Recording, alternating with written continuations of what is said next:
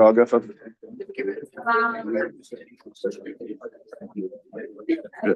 Good afternoon, everyone.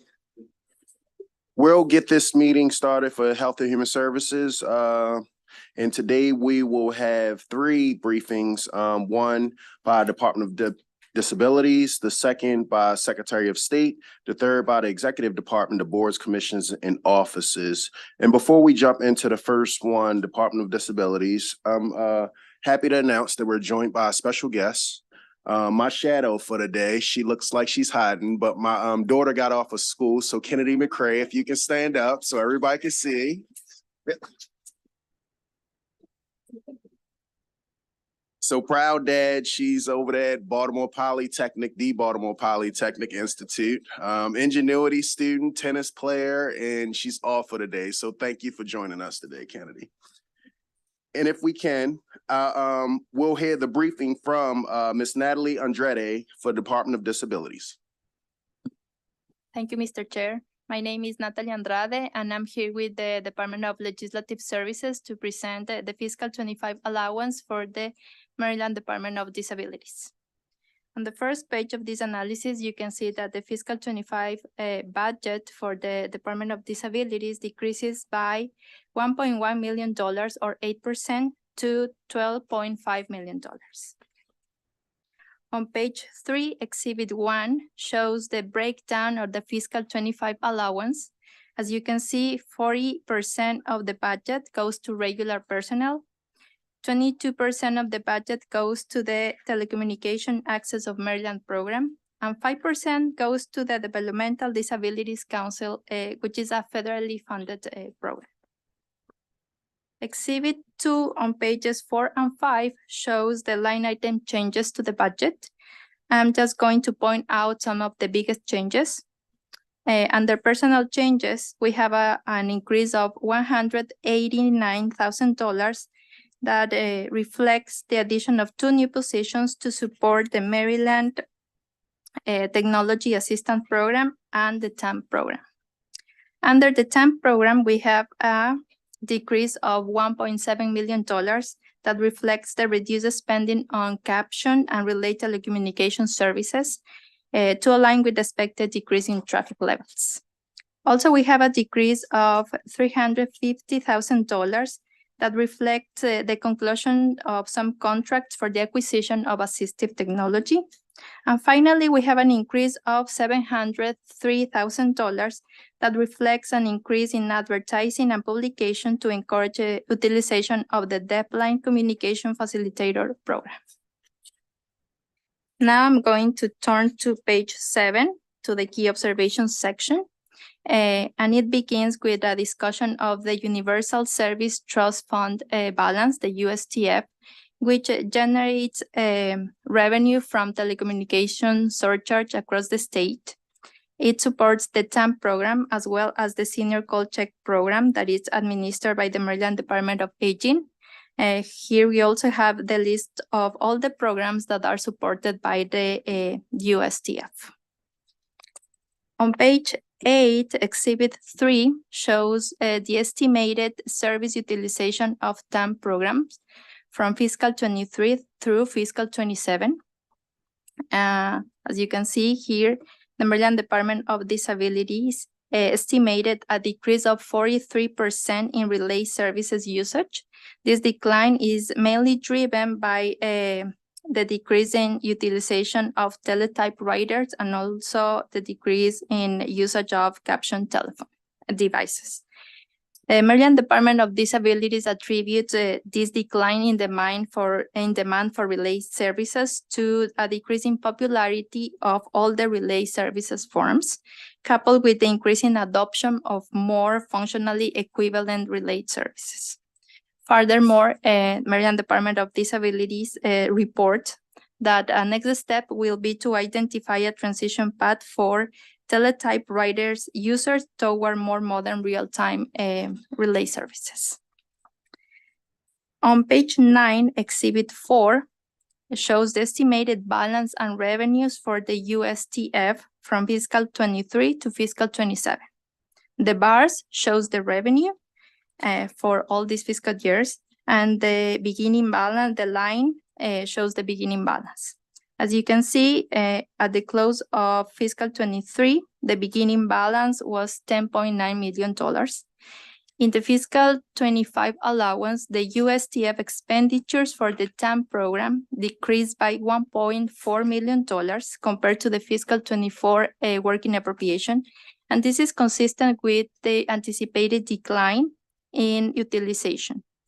Despite this reduced spending, Maryland Department of Disabilities anticipates an increase in USTF expenditures in the future. And that's why we observe a decline trend in the balance line in the Exhibit 4, while the revenue remains level at $2.77 million. So Maryland Department of Disabilities should comment on the areas of USTF spending that are expected to increase in future years, driving the projected decline in USTF balance through fiscal 2027. And to conclude my presentation, on page 10, at DLS, we have outlined a recommended action for the committees to take, which is to adopt committee narrative, requesting a report providing an analysis of USTF expenditures. And with that, I conclude my presentation, and I'm happy to answer any questions that you have. Thank you, Ms. Andrade. Seeing no questions from my colleagues, at this time, I'd like to call up Madam Secretary Beatty.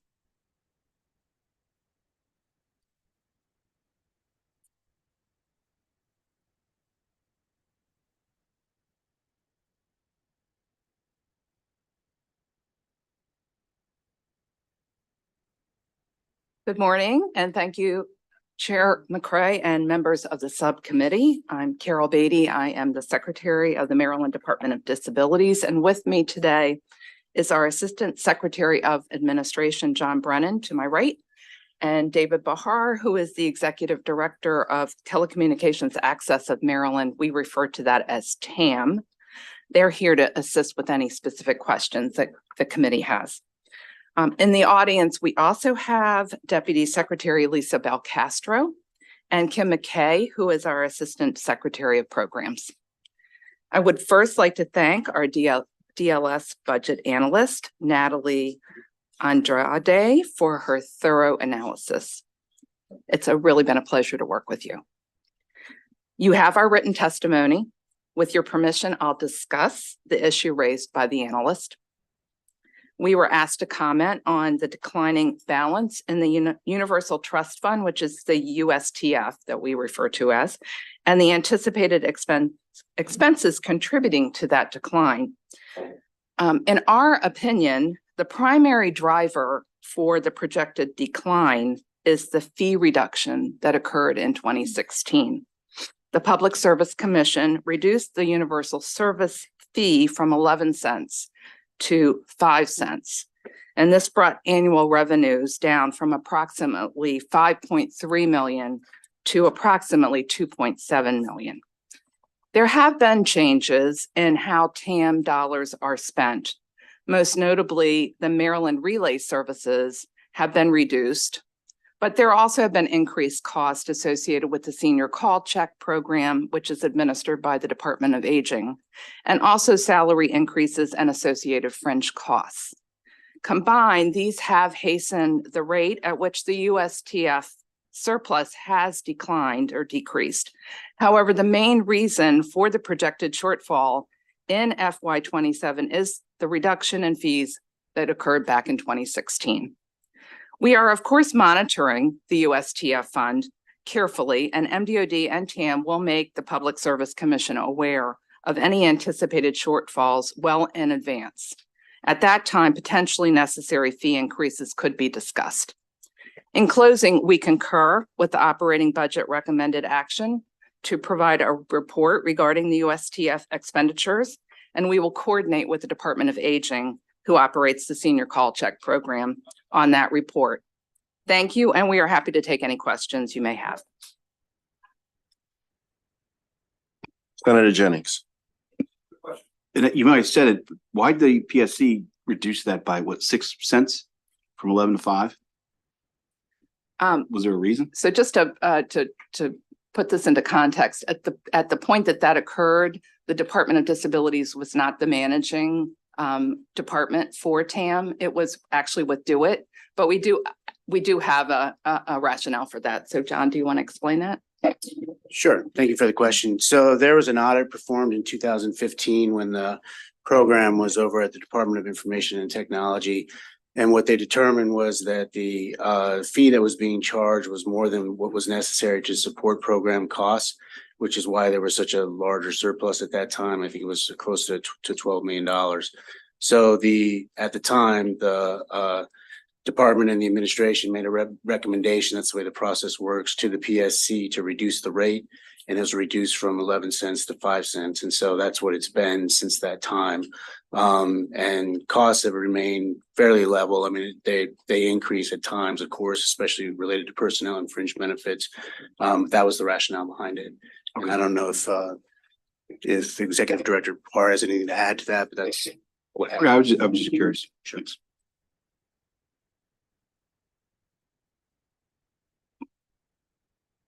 Madam Secretary, I just got one question. The positions that have been vacant close to 9 months, what are those two positions? And just tell me a little bit more about the recruitment that's going on. Sure. John, do Question.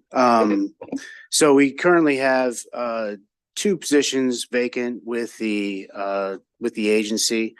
One is for an advanced accountant position with the Telecommunications Access to Maryland program. And the other is a new position that was created when the statewide autism strategy program was transferred over to us. We're in actively recruiting for both of those positions and expect to have them filled within the next 2 months.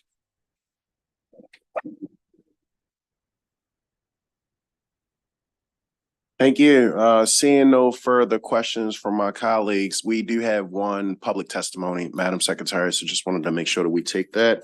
And it looks like it is Anel Lewis. Thank you.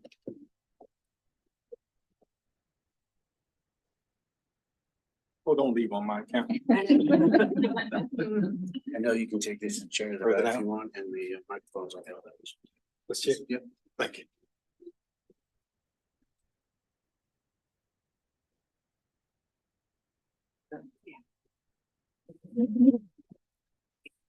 Beautiful. Thank you. Mr. Chair and members of the committee, thank you for this opportunity. My name is Anil Lewis. I'm the Executive Director of Blindness Initiatives for the National Federation of the Blind. We consider ourselves the most transformative membership organization of blind people in America. And I'm here just to really speak to this collaboration that's existed between the National Federation of the Blind and the Maryland Department of Disability for many years through the Non-Visual Accessibility Initiative grant. And I really, well, you have my written testimony, but I really like to highlight a couple of the programs that we've done together. We brought the representatives of the University System of Maryland that's responsible for the accessibility of the educational environments for students with disabilities. One of the biggest barriers that leads to the 75% unemployment of people with disabilities is that we can't get access to appropriate education. The MDOD NFB collaboration is working with the University System of Maryland for not just the professors, but all the people who are integrated stakeholders in that success story. So the IT, the Disability Student Services, et cetera. And it's really been wonderful because we bring that cohort of university stakeholders together with the other stakeholders with other universities. So the IT at one university system interacts with the other IT person with the other university, really building on best practices, creating that community of practice with those specialties. And that's really creating some significant outcomes in the quality of education being provided. Also working in the K through 12 level by doing some training for procurement of accessible technology. Inaccessible technology prohibits blind and low vision students and other students with disabilities from learning in the same environments with their non-disabled peers. If we create an equal learning environment, we create an equal learning experience. And we're doing the same with training the professionals within the Department of Labor. We're really working with them to make sure that their expertise in working with any other citizen in the state of Maryland does not wane when they're working with a person with a disability. You'd be surprised how so many people who have practiced a profession for years and have done a wonderful job But if I show up with my white cane or someone shows up in a wheelchair, all that knowledge and expertise falls by the wayside. So working collaboratively, we'll be making sure that they can add their quality in a way that helps Maryland citizens with disabilities. For years, we've offered free technical boutiques for those who attend. We administer a fellowship program where we have university professors come in and learn about how to create accessible content. But I could go through the programs, but I think that I'd like to end by saying this collaboration goes further than the projects that are funded through the grant. As a nationwide nonprofit organization, this collaboration helps the state of Maryland benefit from the work that we do as well. So we had a relationship with the Department of Education where we were training teachers of blind students to be better teachers of blind students. We've done work on a national level to evaluate all types of access technology. And because of this relationship, Maryland Department of Disability gets access to that information before anyone else. And even more so on a federal level, we're advocating very aggressively to make sure that accessibility to access technology, information communications technology becomes the law of the land. And in that collaboration, we're building and leveraging the work that we're doing with Maryland to show all of the wonderful things that we're doing here to highlight that argument. And we do believe that in the coming future, as it evolves every day, that I as a blind person will be able to interact in my environment just as successfully as you and be as competitive as my sighted peers in any position in any way of life. So our goal is to make sure that we can all live, learn, work, and play as equal, fully participating members of society.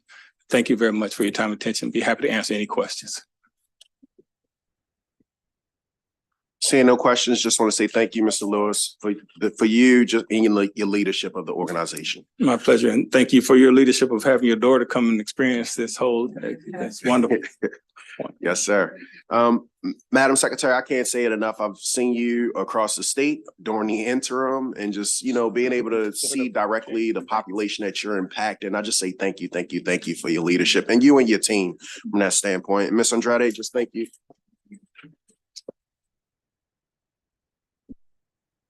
Ms. Andrade, just thank you. I saw that this was your first time pitching, so you did a phenomenal job. Colleagues, at this time, we'll have the readout for the Secretary of State, and we'll ask Mr. Richards to join us.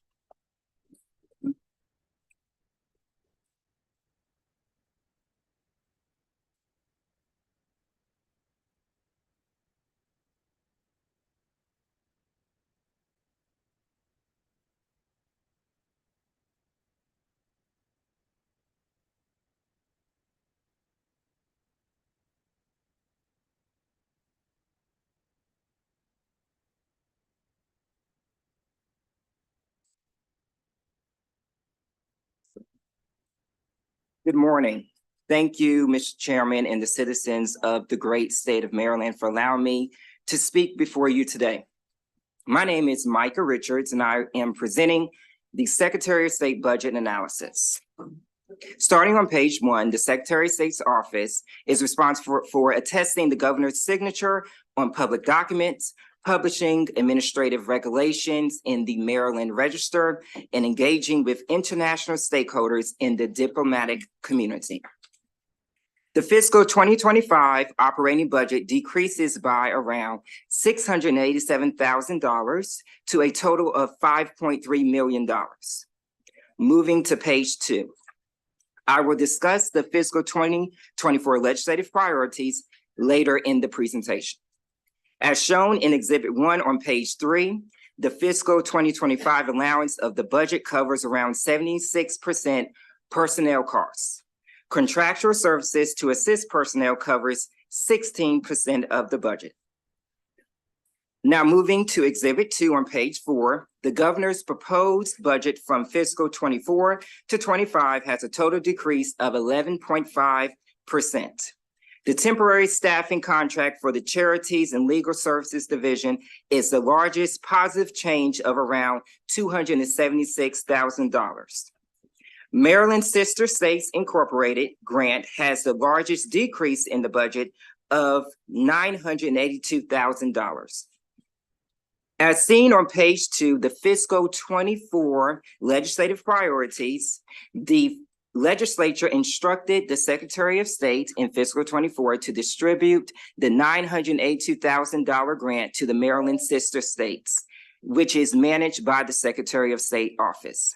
The grant is for exploring cultural linkages between Black Marylanders and civil rights movements abroad project. As of January 15, 2024, the funds have not been distributed. Sister States is in the process of providing more information regarding the use of the funds. Once the Secretary of State approves the initiatives and finalizes the grant agreement, they will distribute the funds. This is key because once this grant is distributed, the Secretary of State will see an increase in funds for operating expenses from fiscal 24 to 25. Moving to page 5. As of December 1st, 2023, the Office of Secretary of State reported one position that has been vacant for less than 9 months and one position that has been vacant for more than 1 year. Moving to page 6, the Secretary of State is responsible for charitable organizations enforcements. In Exhibit 3, the number of registered charities increases by 32% from fiscal 18 to 23. The number of charitable delinquencies resolved has decreased by 13% from fiscal 22 to 23. The most significant change is the enforcement activities for non-compliant charities increased by 11,834 contacts from fiscal 22 to 23.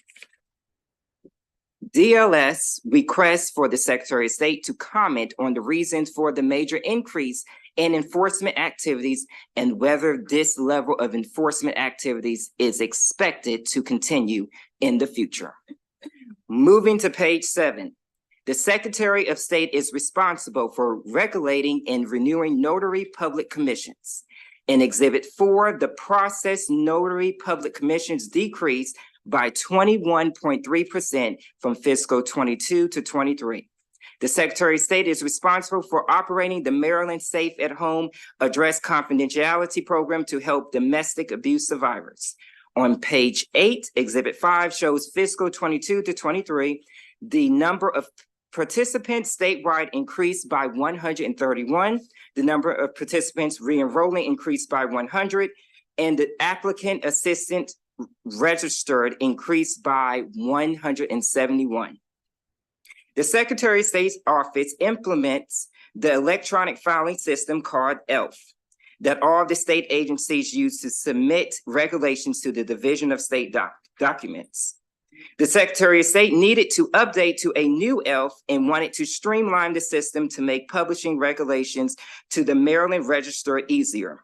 On page 9, ELF procurement and implementation caused delays in the administrative, executive, and legislative review regulation promulgation process, resulting in fewer regulations processed in calendar 2022 versus previous years. The Office of Secretary of State contracted with the Digital Management Incorporated, DMI, to modernize ELF. However, they have not fixed all of the problems. Therefore, all of the information has not transferred to the new system, and the employees have experienced increased workloads. DLS requests for the Secretary of State to provide an update on the current status of the ELF system and its functionalities, the improvements that are needed, and an updated timeline for when the project will be completed. On page 10, DLS recommends that the Maryland Secretary of State concurs with the governor's allowance. Thank you.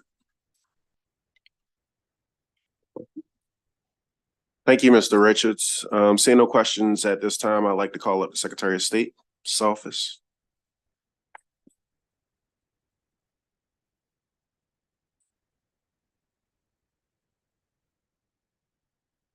Mr. Chairman, Deputy Secretary of State Michael Laurie. I'm sorry Secretary Lee couldn't make it. She's ill, but she's on the mend. We're very hopeful she'll be at full strength very soon. She brings a lot of vigor and passion to her job, and I know she would like nothing more than to be here herself today. Thank you for reviewing the budget. Thank you to the analysts. Just one clarification to start is that the Sister State Incorporated is a 501c3 that we are affiliated with. We do not control them, and we are the grantor. They are the grantee of this money. So that is being worked out, and we're anxious for that money to be released. We also want to be prudent with the state resources. This is the first grant we've issued. The money was issued over through the new budget process. So it wasn't even necessarily a request from our office, but it was provided, and we would love it to, be granted to the intended recipient through the legislative process. We're just doing our due diligence. So with that, let me just introduce the Assistant Secretary of State, Fred Smalls. He's a veteran of the budget process at the Secretary of State's office. We rely on him extensively for the budget process in HR. He's got many different hats. Introduce Joe Gebhardt. He's the Secretary's senior advisor, provides a lot of great insight, excellent lawyer, and he's got some good experience as well with government. We also have Mike Schlein, who got a promotion. He is in the role where he's overseeing most of our agency, about half of our agency, and we're very excited. He's also a veteran of the agency, and it's just a good symbol to promote from within. He's excellent. I think he's got a lot of respect from the staff. We also have Grace Batista, who is joining us. I think this is maybe her second or third budget process, but she's observing. And we have Gail. Gail's the administrator of the Division of State Documents. She's actually confirmed by the Senate. So she may jump up and answer some questions about the DSD operations and the ELF system if that comes up. And last but not least, we also have Ann Hoyer. You may not be able to see her, but she's our legislative director, and she'll be following up if there are questions from the distinguished senators after this. I'm sure she'll make herself available for, to answer questions. So with that, let me just get started. You have our written testimony. Just going to highlight some of the accomplishments of our agency before I get into the responses for the analyst. Thank you. We appreciate the opportunity to present the budget of the Office of the Secretary of State for fiscal year 2025.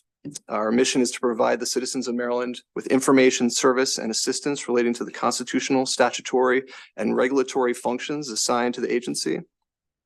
I like to call our agency an agency of misfit programs. When sometimes legislators don't know where to put a program, they like to put it in the Office of the Secretary of State. And we're happy to oblige when it's a good fit, but sometimes, there's no easy fit with these programs, but that's why we have a lot of different varieties of expertise within the office.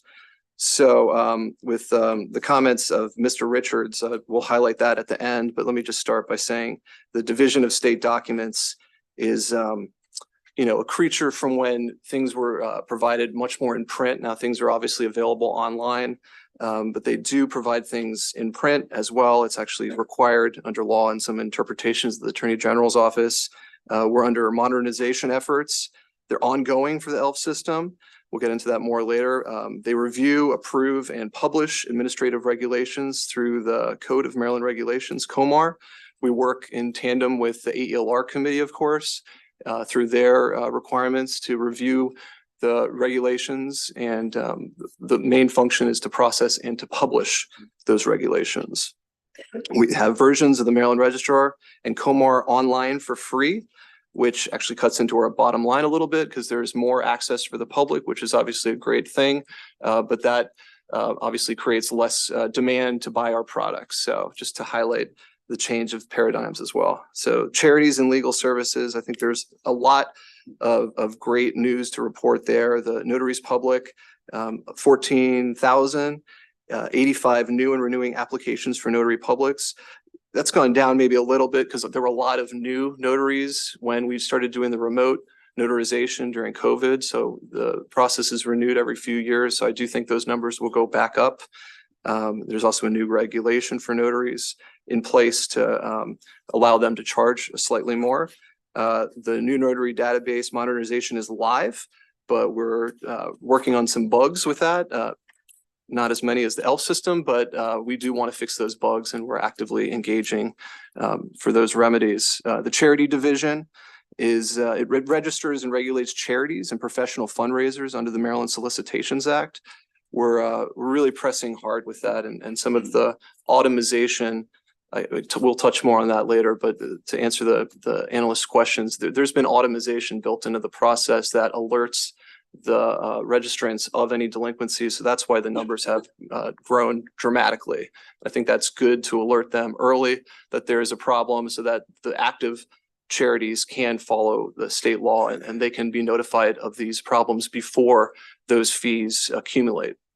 So there are 18,458 registered charities. These range from small volunteer-run organizations to large multi-million-dollar nonprofit institutions. There were 11,996 enforcement actions for charities with delinquent registrations. That's the figure that's grown dramatically because of the automation.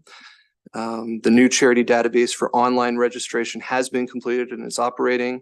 And the Maryland Charity Campaign raised nearly $2 million. We're just short of our goal. I think we're at 93% of our goal this last year, but that's actually somewhat normal for the first year of a new administration. So we're hoping to reach our goals next year and the following years. We have also processed 394 extraditions. Many people don't realize we process extraditions within our office. To move along to the address confidentiality program, we have 1,670 active program participants. It's actually at the post office yesterday, mailing some of the folders where we package their mail and send. It's a service we provide to victims of intimate partner violence, but it's actually now expanded to anyone who's threatened. That's a recent expansion the last 2 or 3 years. So there may be many more people eligible for the program that don't realize it. We encourage them to reach out to our Safe at Home address confidentiality program. If you've been threatened, chances are you're eligible for the program. One of the hurdles with applicants for the program is that you have to move. So some people don't want to move to be included in the program. So that is a requirement for reasons I can get into if you have questions. 89 shielded deeds. This is actually a bill that then Senator Lee passed to allow us to shield the deeds. So if you own your house, there's a lot of behind the scenes with the documents, the deeds, and the registration, the title searches. We need to make it so that you can verify someone owns the home, has the assets, but only release that information to the people who have, bona fide reasons to search that information. There's a lot of intricacies to make that work, but we're at 89 shielded deeds. I think that number is going to grow perhaps even exponentially over the next few years, which is a lot of labor on our end. We have certified application assistants. These are professional victim service providers trained by ACP staff to pre-qualify and refer program applicants. So someone at the House of Ruth, let's say, is trained and they understand how to enroll the applicants into the program. And ACP eligibility expanded, as I mentioned, to any threatened Maryland resident. There are at least 5 applicants that have been approved under that new threshold, but there are probably many more that didn't necessarily check the box as that being the reason. And I suspect there are many more that are just unaware of the change in the law. So we're trying to get our message out in that regard. So we can answer the questions that were raised by the analyst. Thank you for meeting with us, and I can provide any clarifications that are needed for charitable enforcement. Again, I think that's good news. We have a new automated system that should be sustainable. I do suspect over time, as these delinquent charities are notified, they might file their paperwork more timely, and the ones that are active, we suspect, hopefully will again, reply immediately when they get this notice and before some of the fees start accumulating. So we think that's good for everyone. It's also good to encourage the applicants to stay up with their registration so that those who are donating to these charities understand that they are legitimate, viable charities that are registered with the state. The electronic filing system 2.0. So it's just a bit of clarification. I don't think this was a database. This was in the last administration, but it was never necessarily requested by us. It was thought necessary because of some security concerns that were brought up with the old 2003 SQL server that was not able to be patched. So that we were pushed into a new product. It was a vendor that was hired by Do It. And there was some initial discussion about how it would be performed and fulfill all the functions of the agency, of the Division of State Documents. There were some design flaws. There were some problems in the understanding of what the functions of the regulatory process and the needs of publishing those regulations. I think there were some missed opportunities to understand where AELR's role was in this process. So we were steered into a product that was not a database. And we still believe we require a database, not just for the ELF system, but also for other processes when we publish parts of Comar, for instance, and we package it, let's say for cannabis, for instance, we might want to put out a packet of information so people understand the regulations for lawful cannabis. We would like to put that out, but right now it's very labor intensive to create a new style and form for all of those booklets. There are many publications, I think at least 50 that we put out. Sometimes it's just a title of Comar. Sometimes it's, for auto repair mechanics. Sometimes they, get the books, and that's part of the check that they do when they get a review.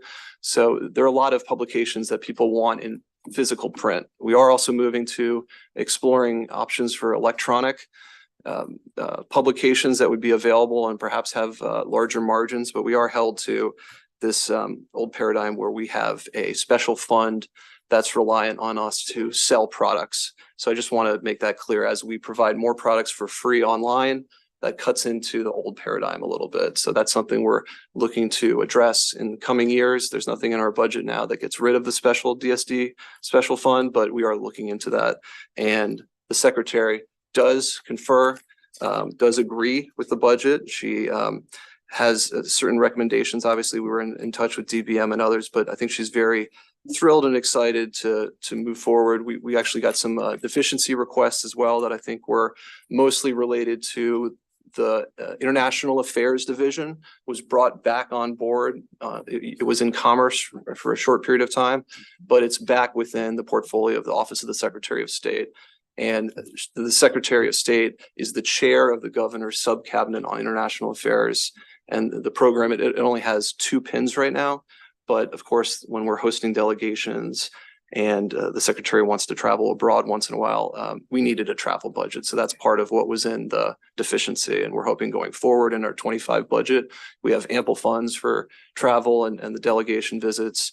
And we have some other suggestions in the future, which we can explore. But we're very happy with the budget. I think the secretary is thrilled to have made so much progress in 1 year. And I'm happy to answer any questions. We got into some of the details of the problems with the ELF system, but we are working with Do It.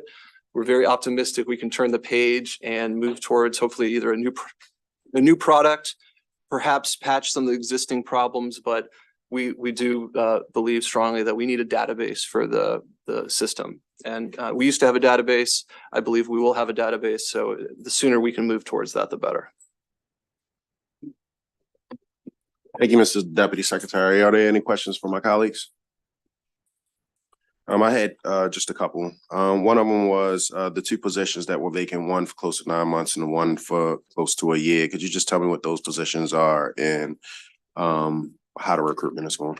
Sure. So we actually were being frugal with our vacancies. Those were 2 positions. One was a half pin or half contractual position rather, where the salary that was being offered was only 10,000 less than a full contractual position. So it was a very hard thing to fill, not only for the applicant, because they might have wanted to work full time, but it also didn't make much sense to fill a position that was part-time with almost a full-time salary.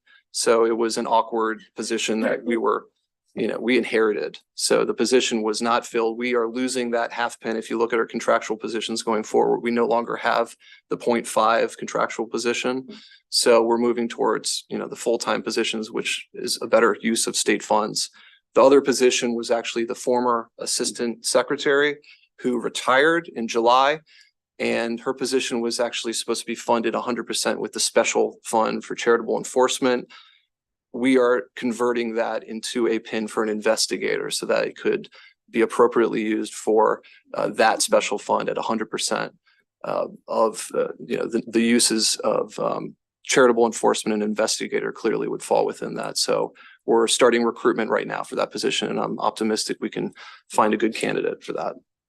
So we're beefing up our enforcement as well as the automated system for delinquencies. We want to make sure Maryland is not a safe haven for people that want to scam Marylanders. This applies to any charity that is soliciting Marylanders. We don't want people coming to Maryland thinking that we don't have enforcement mechanisms in place. We are generating enough in the special fund to hire a good team of enforcement investigators. We have a forensic auditor that's coming in, and we've got a new assistant attorney general. So we're really taking that obligation seriously. And I know Mike Schlein is very passionate about getting the right people in those roles. We have some people internally we're hoping we can promote, but we're going to put out some advertisements and are very optimistic that we can get some good people in there and push out any scammers from Maryland. Maybe they can try their attempts in other states, but we don't want them thinking Maryland is somewhere where they can scam, especially elderly people and vulnerable individuals. Second, very quick response. Just a downward trend in reference to notaries. Could you just speak to that very quickly? I can only guess, but I think in 2021, there was a new provision to allow for remote notarization, and that allowed them to charge up to $20 for remote notarization. This is during COVID, of course, so a lot of people were interested in that. So I think there were a lot of new applicants to be notaries around that time because they thought there was a benefit and they could also do notaries remotely. That's short. I can go on if you want. No problem. If you could just send the written response back to the analyst, that would be Sure. helpful. It looked like the last 2 years, and if this trend is what you all are projecting to be continuing going forward. They have to renew after a few years, so it might go back up after the people that signed up in 2021 renew. So it might go back up. Okay, I'll look for the written response too. Senator Jennings. Just clarifying, we just had a bill on the Senate floor we just passed. It changed it from, I think it was from assistant to deputy. And you've used the term assistant several times. It was one position that's being changed for. I'm just trying to understand why we passed the bill. Sure. Yes. So Fred Smalls is the Assistant Secretary of State. We used to have 2 assistant secretaries. The other one retired in July. So I am the political appointee. Okay. In the last few administrations, the deputy was the political appointee, but it was confusing because in code it said assistant. So we were trying to clarify the code, but the So position. his new title will be deputy? No. So I'm the political appointee. He's still the assistant. Assistant, okay. But in code, people might have been confused Okay, I about was just who had that curious responsibility. So we're just What we clarifying. can- Nope, I understand. I didn't know which one we were going to. All right, thanks. Thank you, Senator Jennings. And seeing no more questions from our colleagues, just want to say thank you, Deputy Secretary, and if you can give our regards and speedy recovery to Madam Secretary, that would be greatly appreciated. And Mr. Richards, this is our first opportunity to be able to work with you and look forward to continuing to do more. So thank you again. Colleagues, this will bring us to our third and final briefing from Ms. Fry, Executive Departments, Boards, Commissions, and Offices.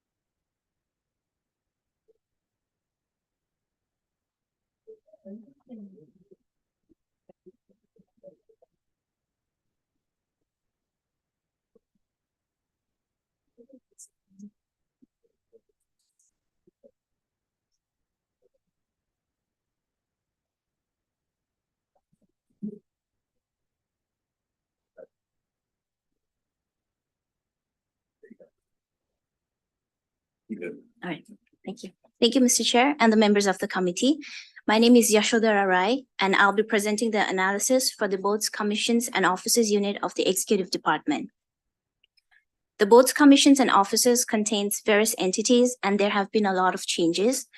The State Labor Relations Board has been replaced by the Public Employee Relations Board, PERB. Beginning in fiscal 25, the functions of the Governor's Coordinating Offices Shared Services Unit, GCO, are realigned to other Executive Department offices. Maryland Commission on African American History and Culture is now an independent agency and is discussed in a separate analysis. The Governor's Office on Service and Volunteerism, Volunteer Maryland, and the Maryland Core Program were transferred to the Department of Service and Civic Innovation, DSCI, in fiscal 24. As shown here on page 1, the budget for the boards, commissions, and offices decreases by approximately $590,000. Turning to page 2, the fiscal 25 budget includes a proposed deficiency appropriation of approximately $14,000 in general fund to fund one regular position in Healthcare Alternative Dispute Resolution Office, and this position is largely responsible for processing credentialing and filing requests.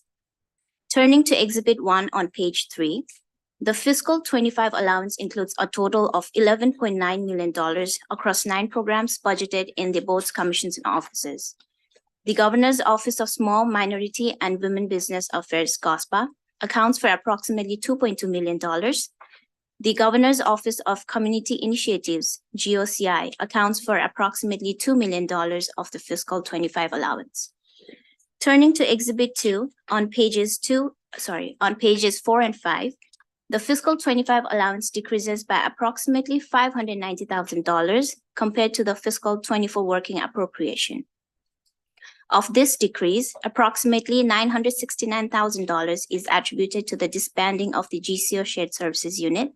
This reduction is partially offset by an increase of approximately $473,000 in personnel expenditures, including a net addition of 3 new positions in fiscal 25. Turning to page 5, the disbanding of the GCO Shared Services Unit reduces its entire fiscal 24 appropriation of approximately $969,000 in fiscal 25 allowance. According to the Executive Department, some of the Shared Services Unit's functions will be realigned to the Survey Commissions Unit. However, the Shared Service Unit's 4 positions are transferred to PERB and DSCI in the fiscal 25 allowance.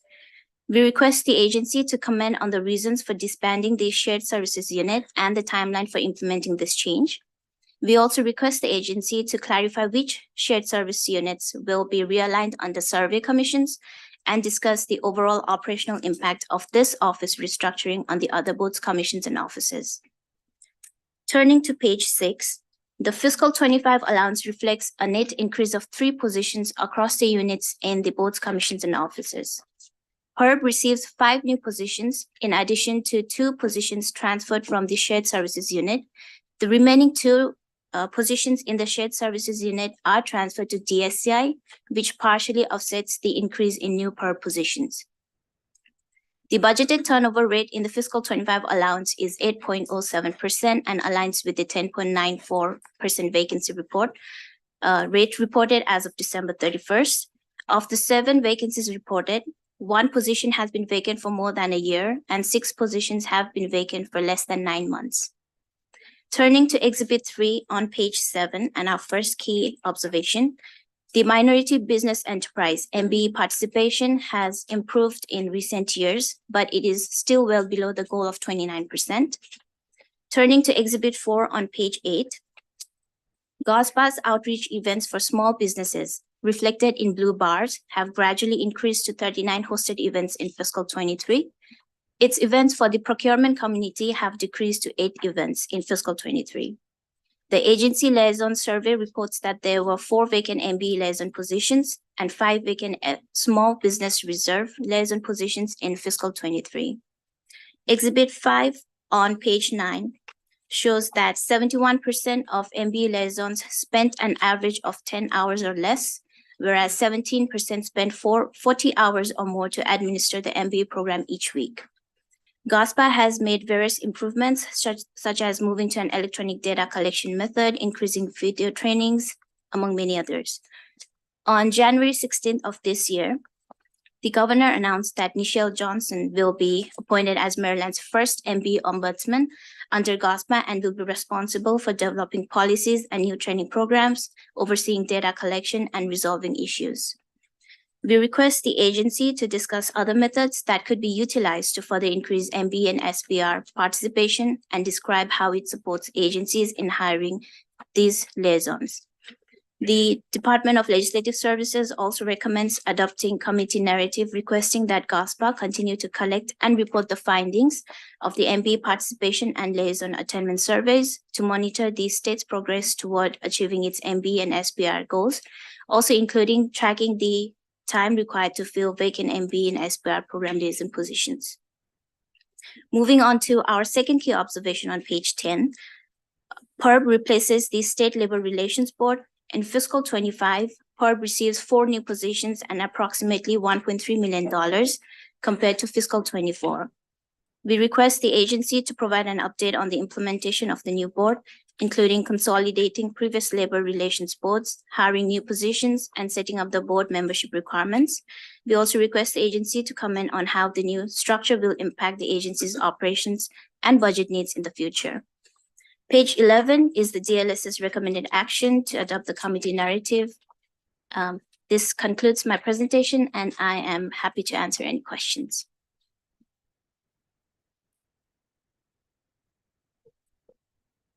Seeing no questions from my colleagues, at this time, we will call up the executive director and the special secretaries.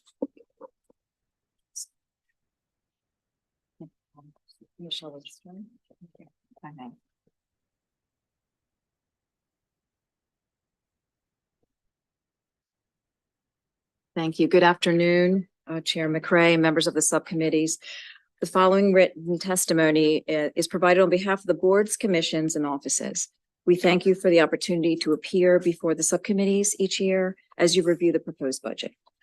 I'm Maria Martinez, Special Secretary of the Governor's Office of Small Minority and Women Business Affairs. Here with me today is Nichelle Johnson, MB Ombudsman to my left. In the audience, we also are joined by team members, Pamela Gregory, Chief of Staff, Davon Gardner, Director of Policy and Legislative Affairs, and Gerald Stinnett, MB Compliance Manager and VLT Operations.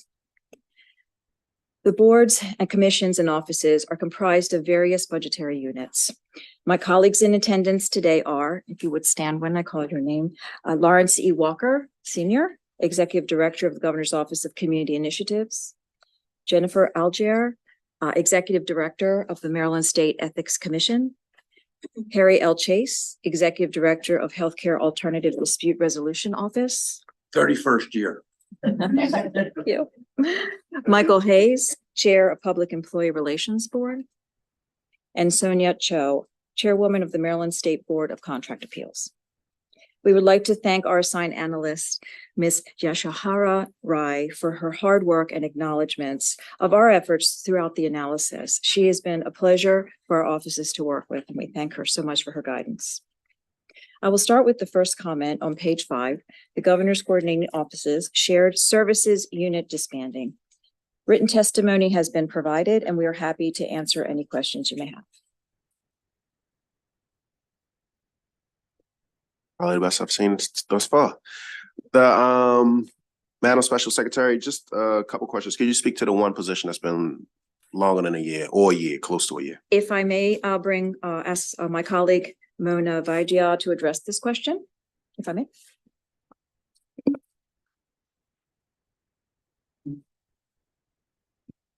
Good afternoon. Mona Vaidia with the Governor's Finance Office. The long-term vacancy that we currently have is located within the Governor's Office of Community Initiatives. It is a position that will head the Hispanic and Caribbean Affairs Commission. The position is actively posted, and we are hoping to fill that position very, very soon. And Madam Special Secretary, having an interest in commercial titling, bringing it to your attention, can you speak to like how do we track the minority participation in reference to commercial titling? That's a very good question. We recently have explored that, and I will pass that along to my colleague, Nichelle Johnson.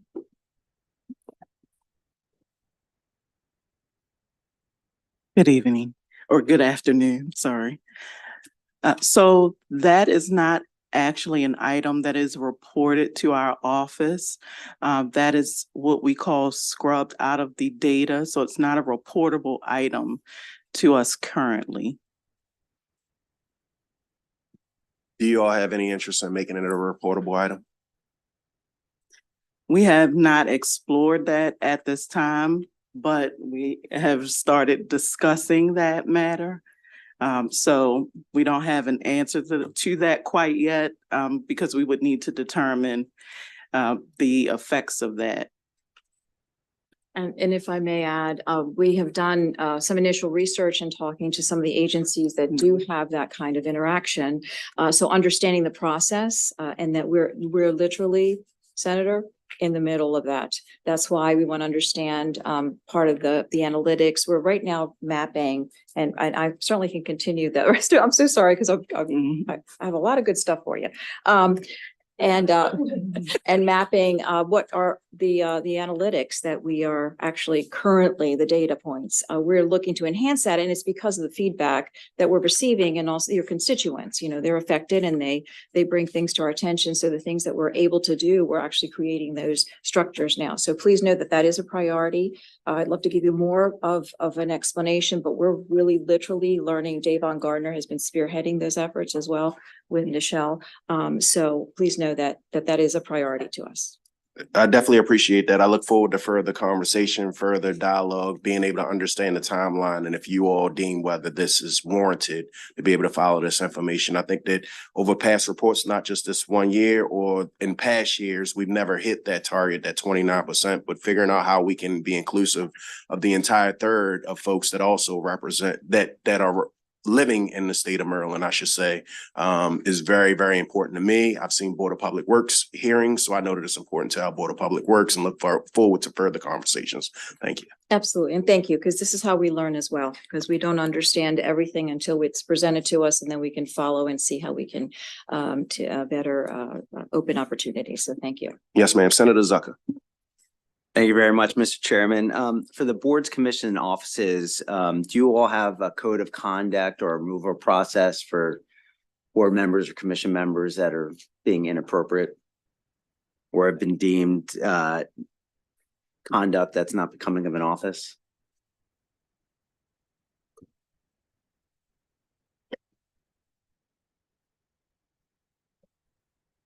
We'd like to bring up the executive director, Mr. Walker, to be able to address that comment.